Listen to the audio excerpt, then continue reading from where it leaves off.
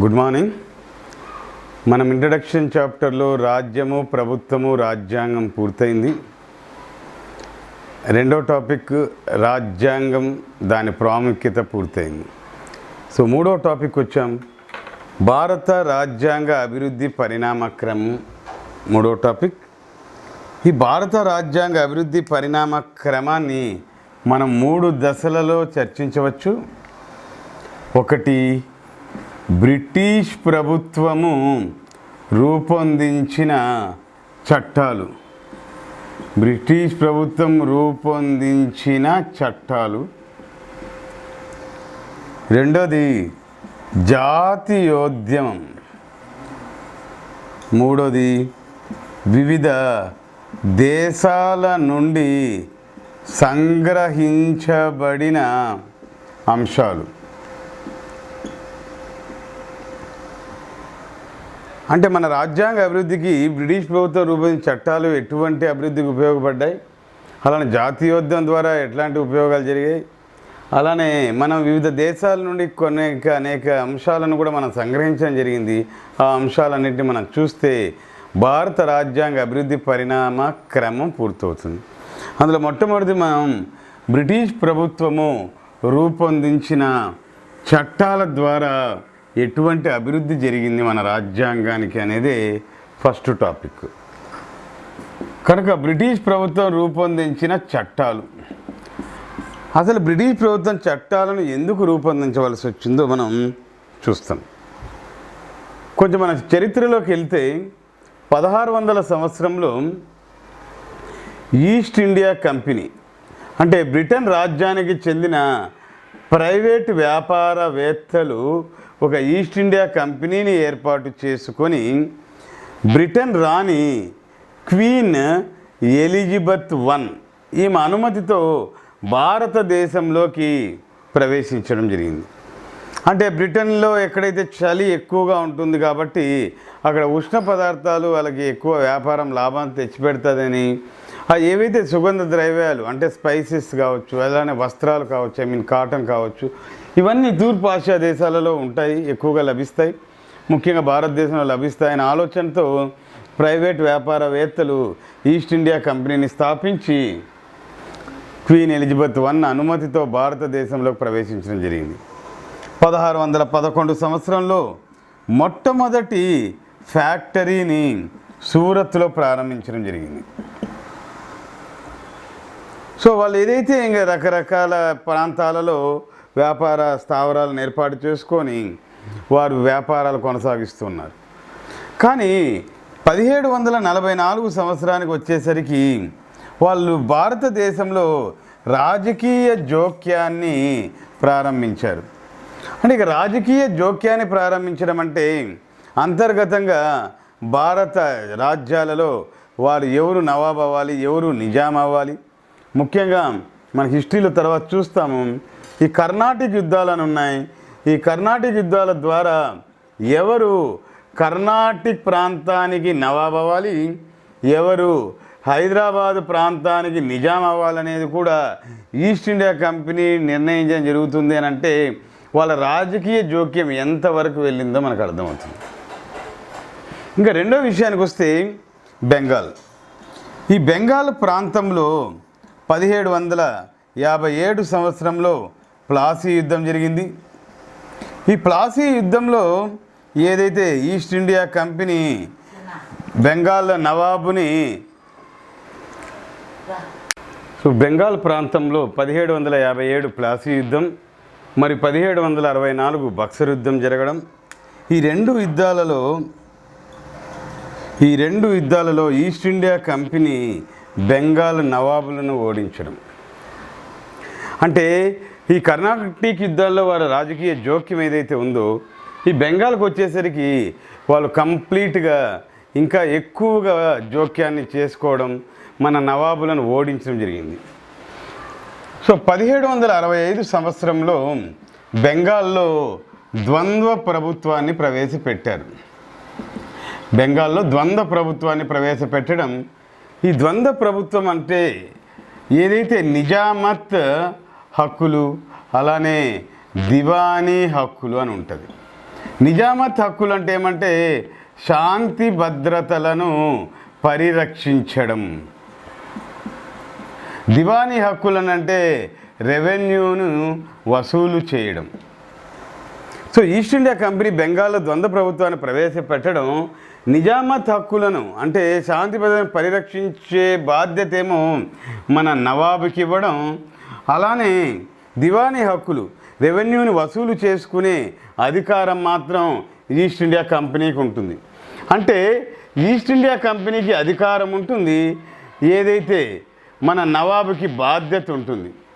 కనుక అధికారం లేని బాధ్యతని మీనింగ్లెస్ అంటాం, అలానే అధికారం మాత్రమే ఉండి బాధ్యత లేనిది చాలా మహా డేంజరస్ అని అంటాం. సో అధికారము బాధ్యతలు రెండు వేరు చేసే దాన్ని ద్వంద్వ ప్రభుత్వం అంటాం. 1765 సంవత్సరంలో ద్వంద్వ ప్రభుత్వాన్ని బెంగాల్లో ప్రవేశపెట్టడం జరిగింది. తర్వాత 1772లో వారెన్ హేస్టింగ్స్ బెంగాల్ నవాబుగా రావడం,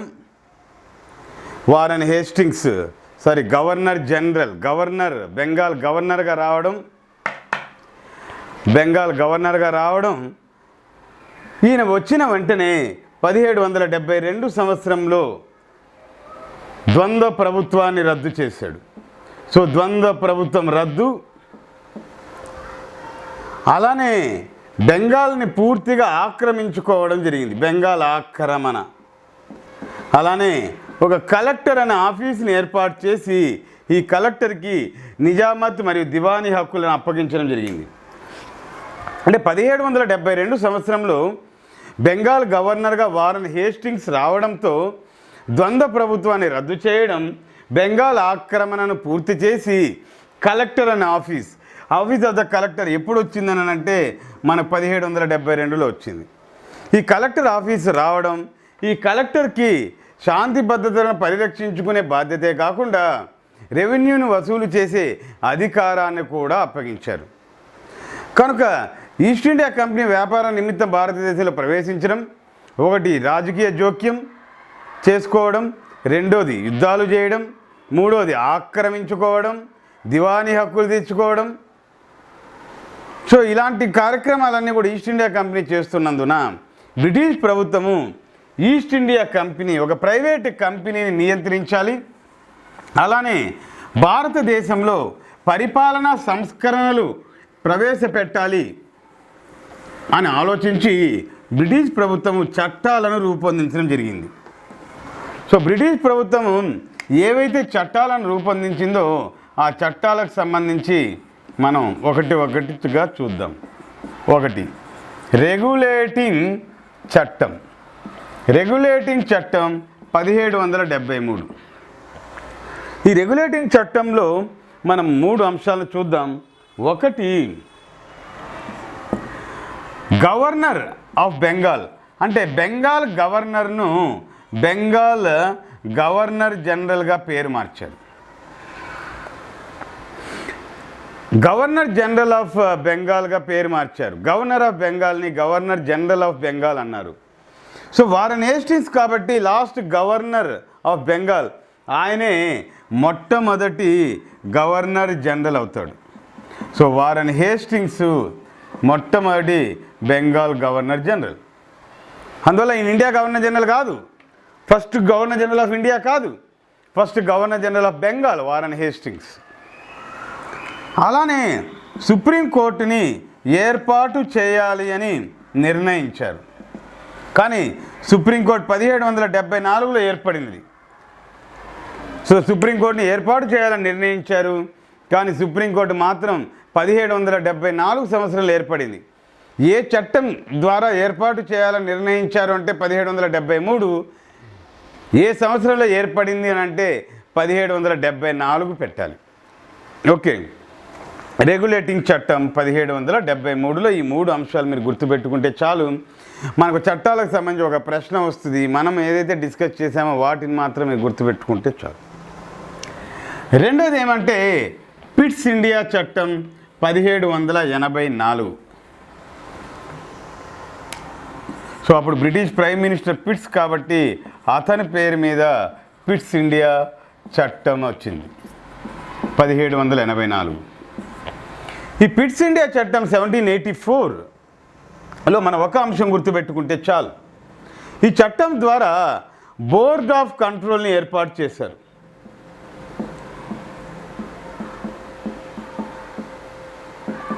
board of control. East India company directors తీసుకున్న విధానాలు కావచ్చు, నిర్ణయాలు, ఏదైతే ఈస్ట్ ఇండియా కంపెనీ ఉంటుంది, కంపెనీకి డైరెక్టర్లు ఉంటారు, కంపెనీ ఒక నిర్ణయాలు తీసుకుంటుంది, కంపెనీ కొన్ని విధానాలు రూపొందిస్తుంది, ఇవన్నీ అమల్లోకి రావు. ఈ నిర్ణయాలను, ఈ విధానాలన్నింటినీ కూడా బోర్డ్ ఆఫ్ కంట్రోల్కి పంపించాలి. బోర్డ్ ఆఫ్ కంట్రోల్ ఆమోదించిన తర్వాత మాత్రమే ఏదైతే కంపెనీ యొక్క డైరెక్టర్లు తీసుకున్న నిర్ణయాలు కావచ్చు, కంపెనీ యొక్క డైరెక్టర్లు రూపొందించిన విధానాలు అమల్లోకి వస్తాయి. అంటే బోర్డ్ ఆఫ్ కంట్రోల్ ఎప్పటికప్పుడు ఈస్ట్ ఇండియా కంపెనీ నిర్ణయాలను రెగ్యులేట్ చేయడం జరుగుతుంది, వాటన్నిటిని పరిశీలించడం జరుగుతుంది, అలా ఈస్ట్ ఇండియా కంపెనీని నియంత్రిస్తుంది.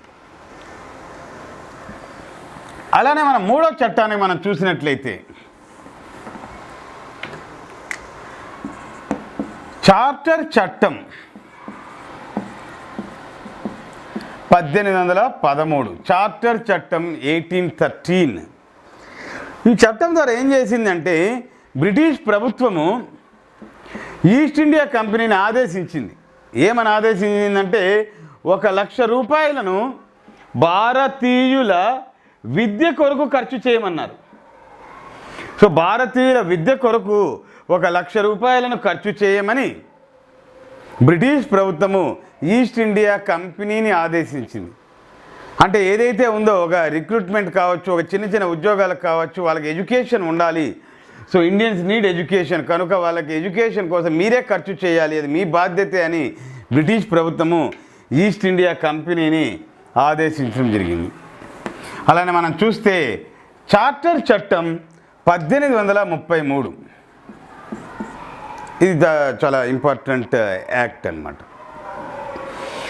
మొట్టమొదటిది ఏమేనంటే బెంగాల్ గవర్నర్ జనరల్ అని ఉండేది, కాబట్టి ఈ బెంగాల్ గవర్నర్ జనరల్ను ఇండియా గవర్నర్ జనరల్గా పేరు మార్చారు. మొట్టమొదటి ఇండియా గవర్నర్ జనరల్ ఎవరు అనంటే William Bentinck. So William Bentinck మొట్టమొదటి India governor general of India. So మొట్టమొదటి గవర్నర్ జనరల్ ఆఫ్ ఇండియా ఎవరు అనంటే విలియం బెంటిక్. అలానే మెకాలే మినిట్స్ విధానాన్ని ప్రవేశపెట్టారు. మెకాలే మినిట్స్ విధానం ఏమి చెప్తుంది అనంటే ఆంగ్ల మాధ్యమ విద్య. సో మెకాలే మినిట్స్ ఏం చెప్తుందంటే English medium of education introduce చేశారు. అలానే మొట్టమొదటి లా కమిషన్ ఏర్పాటు చేశారు. Law commission of India, first law commission of India కూడా మనకి 1833లోనే వస్తే దీనికి చైర్మన్ ఎవరంటే Macaulay. So first law commission of India కూడా ఏర్పాటు చేయడం జరిగింది. ఈ లా కమిషన్ ఆఫ్ ఇండియాకి చైర్మన్ ఎవరనంటే మెకాలే. ఈ కమిషన్ ఏమి రికమెండ్ చేసిందంటే ఇండియాలో కూడా ఒక శాసన వ్యవస్థ ఉండాలి అని చెప్పింది. ఇండియాలో కూడా శాసన వ్యవస్థ ఉండాలి, చట్టాలు చేయడానికి ఇక్కడ కూడా ఒక వ్యవస్థను ఏర్పాటు చేయాలి అని చెప్పడం జరిగింది. ఇంకో ముఖ్యమైనది ఏమి అనంటే కేంద్రీకరణ. ఈ కేంద్రీకరణ అంటే ఏమంటే సెంట్రలైజేషన్, అంటే కేవలము కేంద్రానికి మాత్రమే అధికారం ఉంటుంది, concentration of the powers at the national level. So కేంద్రంకి మాత్రమే ఎక్కువ అధికారాలు ఉండాలి అని మనకు కేంద్రీకరణ, సెంట్రలైజేషన్ ఏ చట్టం ద్వారా వచ్చింది అని మనకు చెప్పచ్చు. సో మనకు ఈ చట్టం అని చెప్పాలి. ఇంకో ముఖ్యమైనది ఏమంటే ఈ 1835లో విలియం బెంటిక్ ఫస్ట్ ఎడ్యుకేషన్ పాలసీని తీసుకొచ్చాడు. అంటే మొట్టమొదటిది విద్యా విధానాన్ని అమలు చేశారు. మొట్టమొదటి విద్యా విధానం అమలు చేశారు. ఈ విద్యా విధానం పేరు ఏమి అంటే ఫస్ట్ దాన్ని డౌన్వర్డ్ ఫిల్ట్రేషన్ థియరీ అంటారు. డౌన్వర్డ్ ఫిల్టరేషన్ థియరీ అంటే అర్థం ఏమేనంటే వీళ్ళు కొంతమందికి మాత్రమే ట్రైనింగ్ ఇస్తారు, లిమిటెడ్ టీచర్స్కి, ఉపాధ్యాయులకి. మళ్ళీ ఒక్కొక్క ఉపాధ్యాయుడు మళ్ళీ కొంతమందికి ట్రైన్ చేయాలి. అలా ఒక్కొక్క ఉపాధ్యాయుడు కొంతమందికి ట్రైన్ చేస్తూ ఉండాలి. అలా పైనుంచి కింద వరకు వస్తుంది కాబట్టి దాన్ని డౌన్వర్డ్ ఫిల్టరేషన్ థియరీ అని అంటారు. ఇంకో ముఖ్యమైనది ఏమి అని అంటే పోటీ పరీక్షా విధానం. అంటే ఏదైతే సెలక్షన్ అనేది ఒక పోటీ పరీక్ష ద్వారా జరగాలి, నియామకం అనేది పోటీ పరీక్ష ద్వారా జరగాలని చెప్పడం, ఆ పోటీ పరీక్షా విధానాన్ని ప్రవేశపెట్టాలని ప్రతిపాదన ఇంపార్టెంట్. ప్రతిపాదన మాత్రమే చేశారు, ఆదేశాలు కాదు. కానీ ప్రతిపాదనను ఈస్ట్ ఇండియా కంపెనీ తిరస్కరించింది. ఎందుకంటే ఏదైతే వాళ్ళు ఎవరు డబ్బులు ఇస్తే వాళ్ళకి ఉద్యోగాలు ఇచ్చుకునే వాళ్ళకి ఏదైతే అధికారం ఉంటుందో ఈస్ట్ ఇండియా కంపెనీ, ఇలా పరీక్ష ద్వారా రిక్రూట్మెంట్ జరిగితే వాళ్ళకి అధికారం కోల్పోతారు. పరీక్షలో ఎవరైతే మెరిట్ వస్తారో వాళ్ళకి మాత్రమే ఉద్యోగాలు ఇవ్వాల్సి వస్తుంది. కాబట్టి ఏదైతే పోటీ పరీక్షా విధానాన్ని ప్రవేశపెట్టాలని బ్రిటిష్ ప్రభుత్వం చేసిన ప్రతిపాదనను తిరస్కరించింది. మనం చూసాం.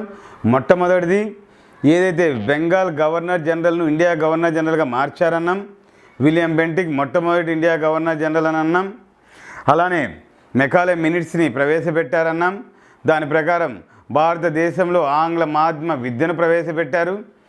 అలానే డౌన్వర్డ్ ఫిల్టరేషన్ థియరీ మొట్టమొదటి విద్యా విధానాన్ని ప్రవేశపెట్టారు. అలానే law commission of India chairman Macaulay మొట్టమొదటిసారిగా శాసన వ్యవస్థ ప్రవేశం గురించి చెప్పాడు. అలానే కేంద్రానికి ఎక్కువ అధికారాలు ఉండాలని కేంద్రీకరణ మొట్టమొదటిసారిగా రావడం జరిగింది. అలానే పోటీ పరీక్షా విధానాన్ని ప్రవేశపెట్టాలని ప్రతిపాదన చేయడం, దీనిని పోటీ పరీక్షా విధానాన్ని ప్రవేశపెట్టాలని ప్రతిపాదన చేయడం ఈస్ట్ ఇండియా కంపెనీ తిరస్కరించడం జరిగిందనమాట. ఇది మనకు చార్టర్ చట్టం 1833. అలానే మనం నెక్స్ట్ చార్టర్ చట్టం 1853. ఈ 1853 చార్టర్ చట్టం ఏం చెప్తుందని మనం చూస్తే బ్రిటిష్ ప్రభుత్వము నిర్ణయించింది. ఏమి నిర్ణయించిందని అంటే పోటీ పరీక్షని నిర్వహించాలని నిర్ణయించింది. బహిరంగ పోటీ పరీక్షా విధానాన్ని ప్రవేశపెట్టాలని నిర్ణయం తీసుకునింది. మనం ఎప్పుడైతే నిర్ణయం తీసుకునింది అంటేనే మనం 1853 అని పెట్టాలి. ప్రతిపాదన ఎప్పుడు చేసిందంటే 33 పెట్టాలి. అందులో ఈ 2 క్వశ్చన్లు వచ్చినప్పుడు జాగ్రత్తగా ఆలోచన చేసి పెట్టాలి. కనుక నిర్ణయం తీసుకునింది కాబట్టి 1854లో మెకాలే కమిటీని నియమించింది on civil services. Civil services పరీక్షా విధానం ఎలా ఉండాలి, సిలబస్ ఎలా ఉండాలి, దీనికి సంబంధించి మెకాలే కమిటీని నియమించడం. మెకాలే కమిటీ ప్రతిపాదన ఆధారంగా 1855లో ఫస్ట్ సివిల్ సర్వీసెస్ ఎగ్జామినేషన్ నిర్వహించడం జరిగింది. మొట్టమొదటి సివిల్ సర్వీసెస్ పరీక్షను నిర్వహించడం జరిగింది 1855లో. అలానే నెక్స్ట్ చట్టం అంటే ఏదైతే మన 1853 చట్టంలో కేవలం 3 అంశాలు ఉంటాయి. అలానే నెక్స్ట్ చట్టం ఏదైతే ఉందో భారత ప్రభుత్వ చట్టం 1858. ఈ భారత ప్రభుత్వ చట్టం 1858 అంటే 53లో మన కేవలం సివిల్ సర్వీసెస్ పోటీ పరీక్ష విధానం గురించి ఉంది. అంటే బ్రిటిష్ ప్రభుత్వం పోటీ పరీక్షా విధానాన్ని ప్రవేశపెట్టాలని నిర్ణయం తీసుకోవడం, 1854లో మెకాలే కమిటీని నియమించడం, మెకాలే కమిటీ ప్రతిపాదనల ఆధారంగా మొట్టమొదటి సివిల్ సర్వీసెస్ పరీక్షను 1855లో మనకు పబ్లిక్ సర్వీస్ కమిషన్ లేదు కాబట్టి బ్రిటిష్ సివిల్ సర్వీసెస్ కమిషన్ ఆధ్వర్యంలో లండన్లో మొట్టమొదటి పరీక్షను నిర్వహించడం జరిగింది. నెక్స్ట్ మనం చూసుకుంటే భారత ప్రభుత్వ చట్టం 1858. 1857లో సిపాయి తిరుగుబాటు జరిగిందని మనకు తెలుసు. అందుకని విడి సావర్కర్ సిపాయి తిరుగుబాటుని ఫస్ట్ వార్ ఆఫ్ ఇండిపెండెన్స్ అన్నాడు. ప్రథమ స్వాతంత్ర సంగ్రామంగా దాన్ని పేర్కొన్నాడు. అంటే దాని అర్థం ఏమి అంటే సిపాయి తిరుగుబాటుని బ్రిటిష్ ప్రభుత్వం అణిచివేసి ఉండొచ్చు, సిపాయి తిరుగుబాటుని ఈస్ట్ ఇండియా కంపెనీ అణిచివేసి ఉండొచ్చు.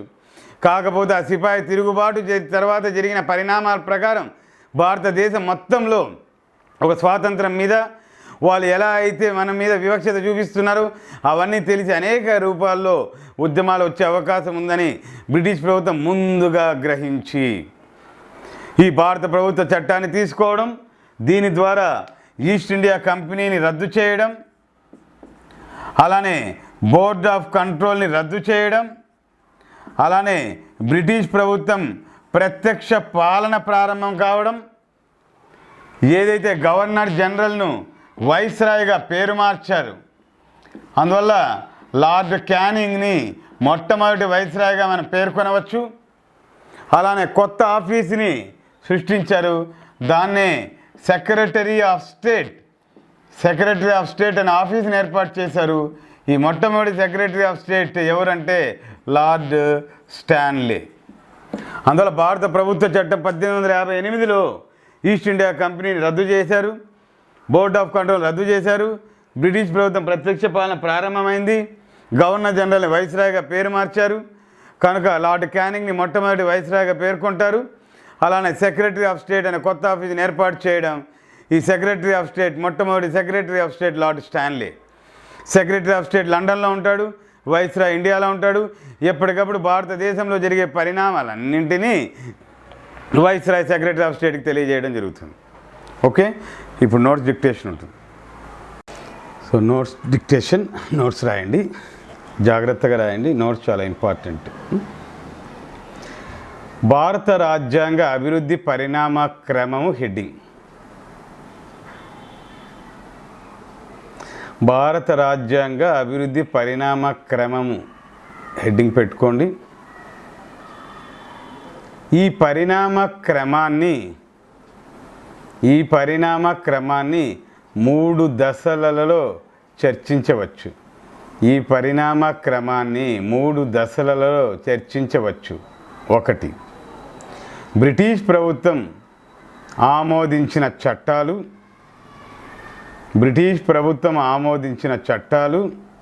2, జాతీయోద్యమం. 3, వివిధ దేశాల నుండి సంగ్రహించబడిన అంశాలు. ఈ పరిణామ క్రమాన్ని 3 దశలలో చర్చించవచ్చు. 1, బ్రిటిష్ ప్రభుత్వము ఆమోదించిన చట్టాలు. 2, జాతీయోద్యమం. 3, వివిధ దేశాల నుండి సంగ్రహించబడిన అంశాలు. నెక్స్ట్ సైడ్ హెడ్డింగ్, బ్రిటిష్ ప్రభుత్వం ఆమోదించిన చట్టాలు. బ్రిటిష్ ప్రభుత్వము ఆమోదించిన చట్టాలు. నెంబర్ 1, 1600 సంవత్సరంలో బ్రిటన్ రాజ్యానికి చెందిన 1600 సంవత్సరంలో బ్రిటన్ రాజ్యానికి చెందిన ప్రైవేటు వ్యాపారవేత్తలు ఈస్ట్ ఇండియా కంపెనీని స్థాపించి బ్రిటన్ రాణి ఎలిజబెత్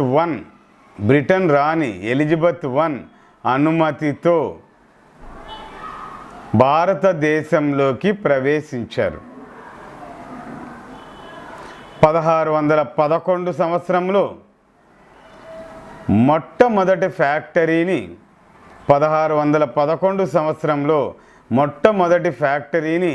సూరత్లో స్థాపించారు.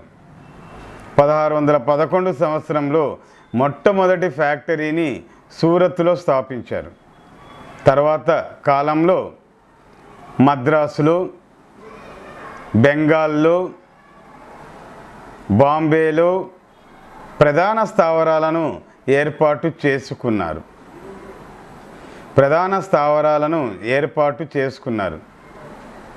1744 సంవత్సరంలో ఈస్ట్ ఇండియా కంపెనీ మొట్టమొదటిసారి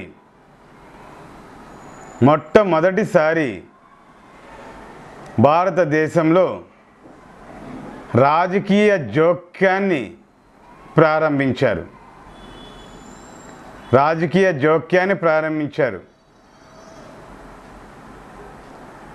అందులో మొదట కర్ణాటిక్ ప్రాంతంలో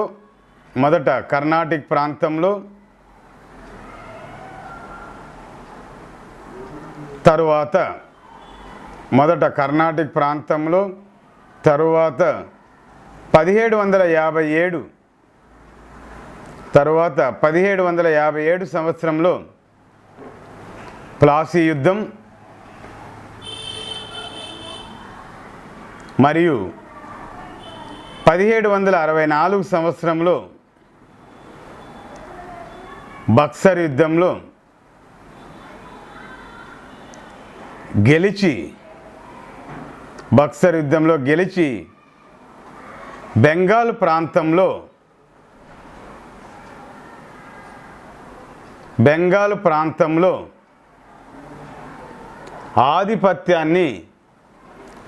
ప్రాంతంలో ఆధిపత్యాన్ని కొనసాగించారు.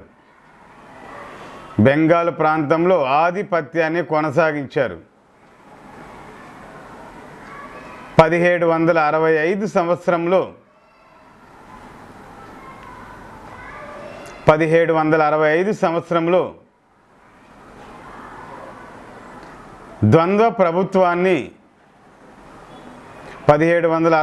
సంవత్సరంలో ద్వంద్వ ప్రభుత్వాన్ని బెంగాల్లో ప్రవేశపెట్టారు.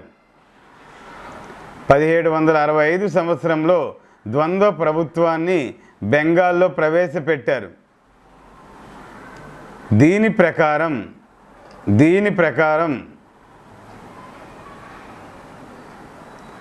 బెంగాలు నవాబు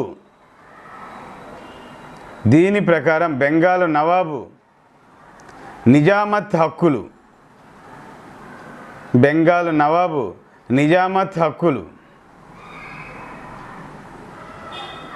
అనగా శాంతి భద్రతలను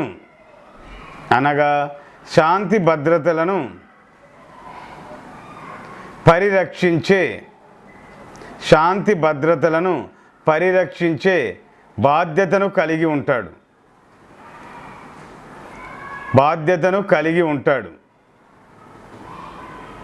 మరియు ఈస్ట్ ఇండియా కంపెనీ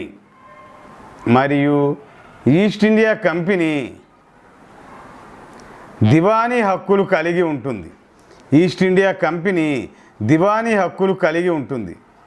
అనగా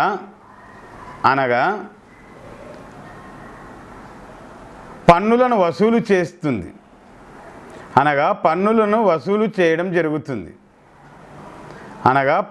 వసూలు చేయడం జరుగుతుంది.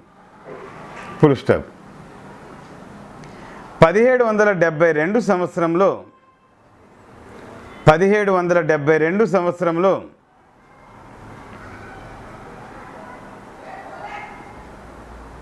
వారెన్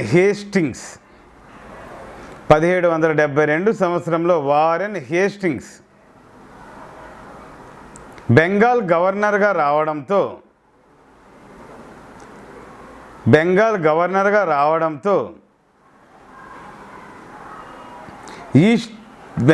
గవర్నర్గా రావడంతో ద్వంద్వ ప్రభుత్వాన్ని రద్దు చేసి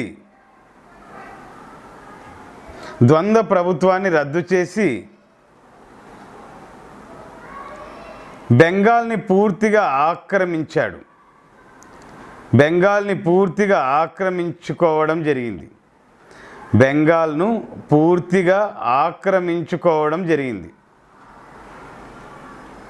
మరియు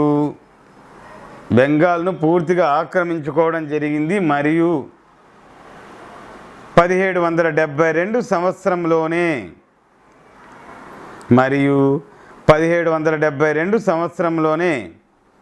కలెక్టర్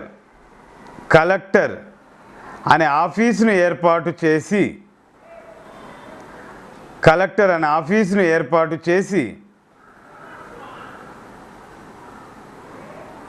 నిజామత్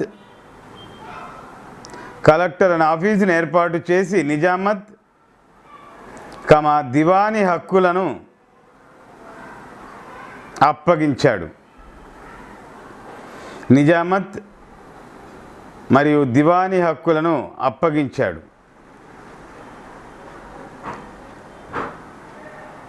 నెక్స్ట్ పేరా. పైన పేర్కొన్న అంశాలన్నింటినీ బ్రిటిష్ ప్రభుత్వం గమనించి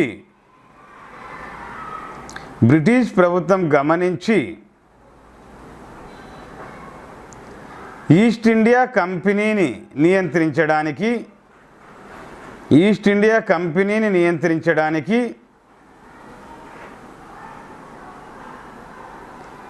మరియు ఈస్ట్ ఇండియా కంపెనీని నియంత్రించడానికి మరియు భారతదేశంలో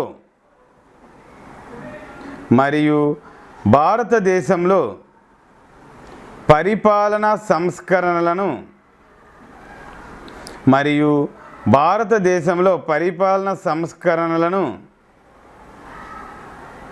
ప్రవేశపెట్టారు.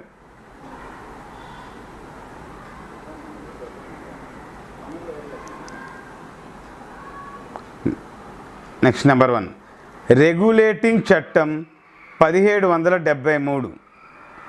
రెగ్యులేటింగ్ చట్టం 1773 1773. అందులో నెంబర్ 1 బెంగాల్ గవర్నర్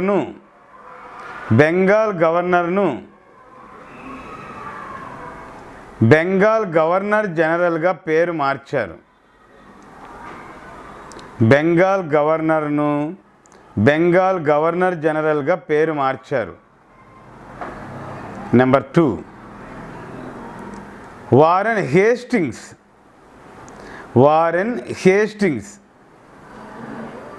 మొట్టమొదటి బెంగాల్ గవర్నర్ జనరల్గా వ్యవహరించాడు. వారెన్ హేస్టింగ్స్ మొట్టమొదటి బెంగాల్ గవర్నర్ జనరల్గా వ్యవహరించాడు. నెంబర్ 3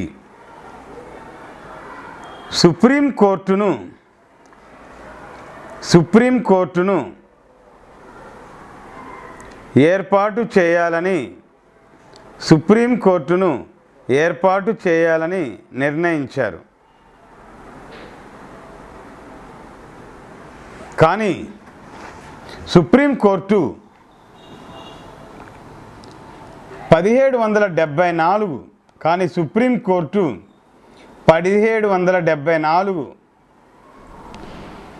సంవత్సరం నుండి విధులను నిర్వహించినది. 1774 సంవత్సరం నుండి విధులను నిర్వహించినది. నెక్స్ట్ నెంబర్ 2 పిట్స్ ఇండియా చట్టం 1784. పిట్స్ ఇండియా చట్టం 1784.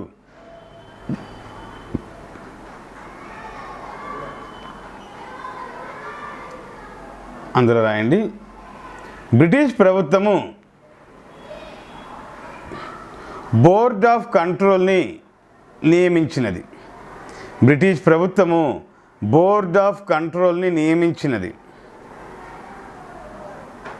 Full stop continuation. East India company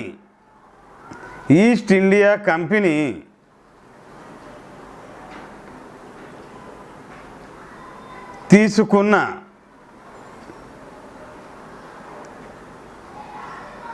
విధాన నిర్ణయాలన్నీ బోర్డ్ ఆఫ్ కంట్రోల్కి పంపించాలి. ఈస్ట్ ఇండియా కంపెనీ తీసుకున్న విధాన నిర్ణయాలన్నీ బోర్డ్ ఆఫ్ కంట్రోల్కి పంపించాలి మరియు board of control ఆమోదంతోనే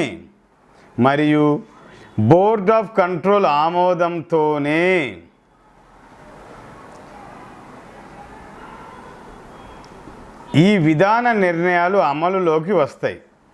board of control ఆమోదంతోనే ఈ నిర్ణయాలన్నీ అమలులోకి వస్తాయి. బోర్డ్ ఆఫ్ కంట్రోల్ ఆమోదంతోనే ఈ విధాన నిర్ణయాలన్నీ అమలులోకి వస్తాయి.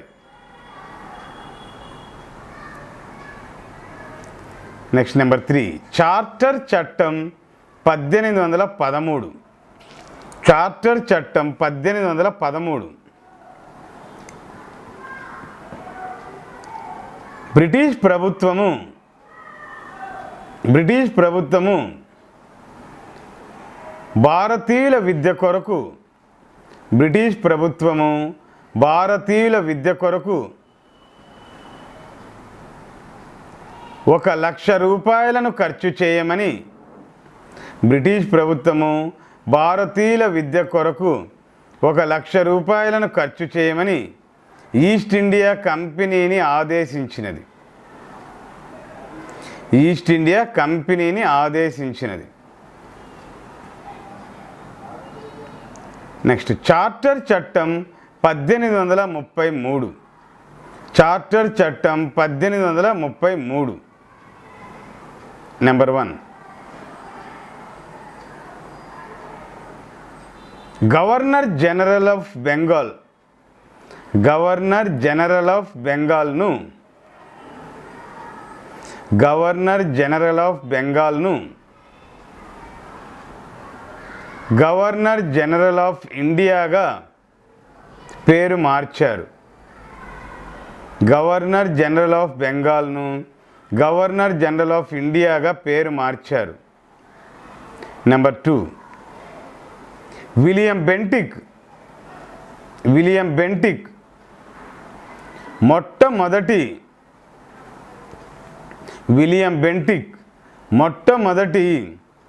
గవర్నర్ జనరల్ ఆఫ్ ఇండియాగా విలియం బెంటిక్ మొట్టమొదటి గవర్నర్ జనరల్ ఆఫ్ ఇండియాగా వ్యవహరించాడు. నెంబర్ 3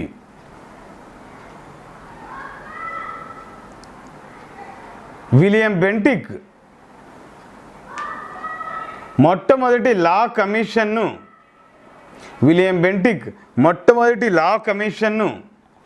మెకాలే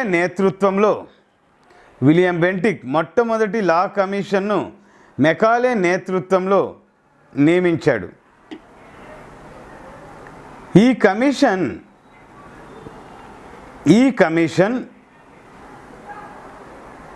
శాసనాలను లేదా చట్టాలను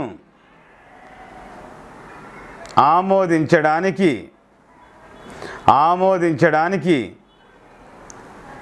కేంద్ర శాసన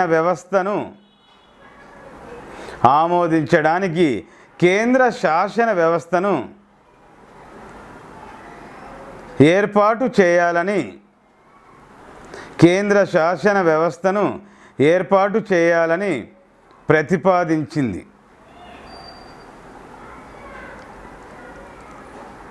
కనుక ఈ చట్టము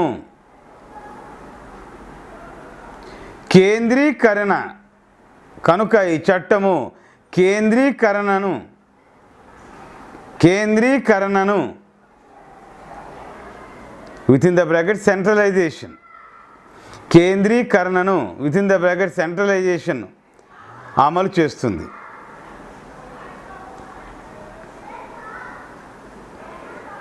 నెక్స్ట్ మెకాలే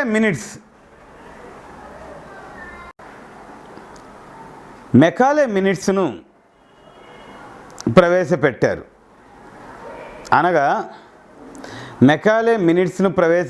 అనగా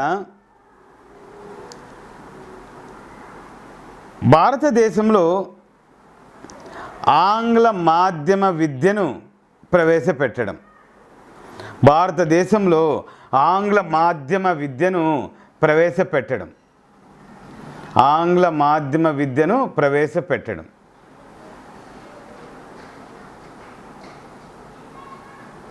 నెక్స్ట్ 1835 సంవత్సరంలో విలియం బెంటిక్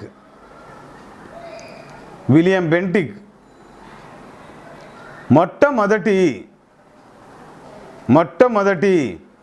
విద్యా విధానాన్ని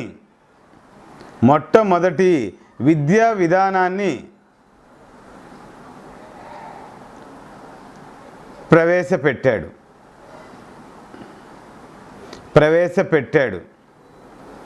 దీనినే డౌన్వర్డ్ ఫిల్ట్రేషన్ థియరీ అని అంటారు. నెక్స్ట్ మొట్టమొదటిసారిగా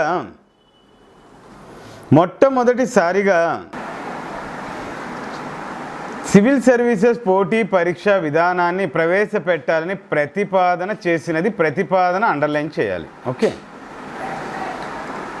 నెక్స్ట్ చార్టర్ చట్టం 1853. చార్టర్ చట్టం 1853. నెంబర్ 1, బ్రిటిష్ ప్రభుత్వము సివిల్ సర్వీసెస్ పోటీ పరీక్షా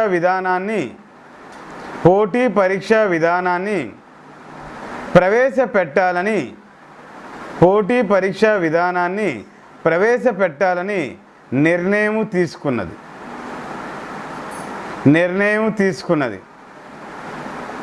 నెంబర్ 2, 1854 సంవత్సరంలో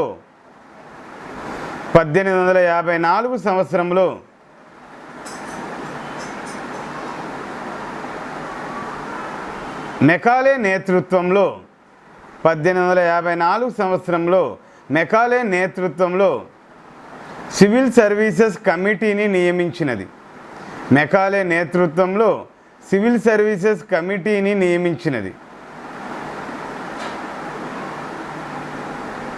next third point, Macaulay committee ప్రతిపాదనల ఆధారంగా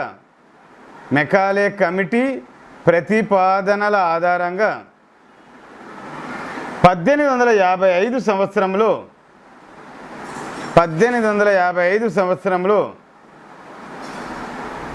మొట్టమొదటి సివిల్ సర్వీసెస్ పరీక్షను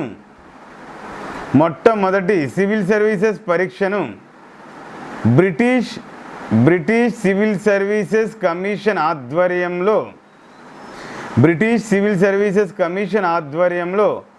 లండన్లో నిర్వహించినది.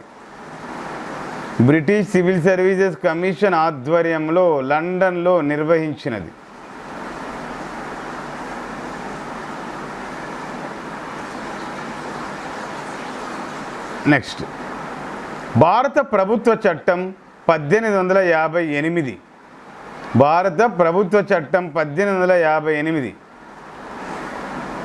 Number 1, east India company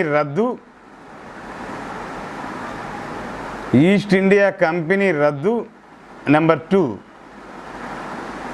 board of control రద్దు.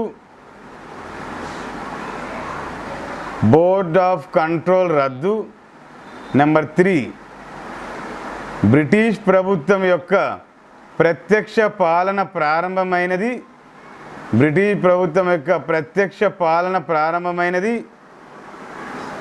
గవర్నర్ జనరల్ను వైస్రాయ్గా పేరు మార్చారు.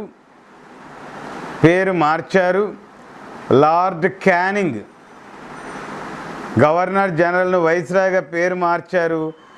క్యానింగ్ మొట్టమొదటి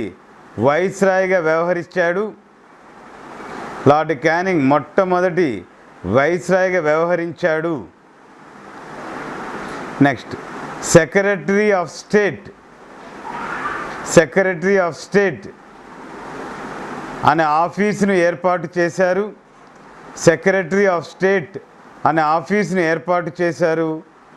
లార్డ్ స్టాన్లే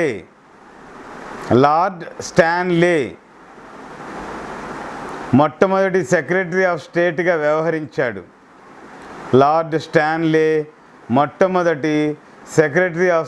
వ్యవహరించాడు. సో మనకు ఏదైతే చట్టాలు అన్నీ కూడా మనకు అంత డ్రైగా ఉంటాయి, అంతా ఈ టాపిక్ అంతా ఫ్యాక్చువల్ డేటా ఉంటుంది. కంగారు పడకుండా మీరు రాసిన నోట్స్ని ఏ రోజు ఆ రోజే చదవండి. మిగిలిన చట్టాలు ఏవైతే ఉన్నాయో రేపటి క్లాస్లో చూస్తాం.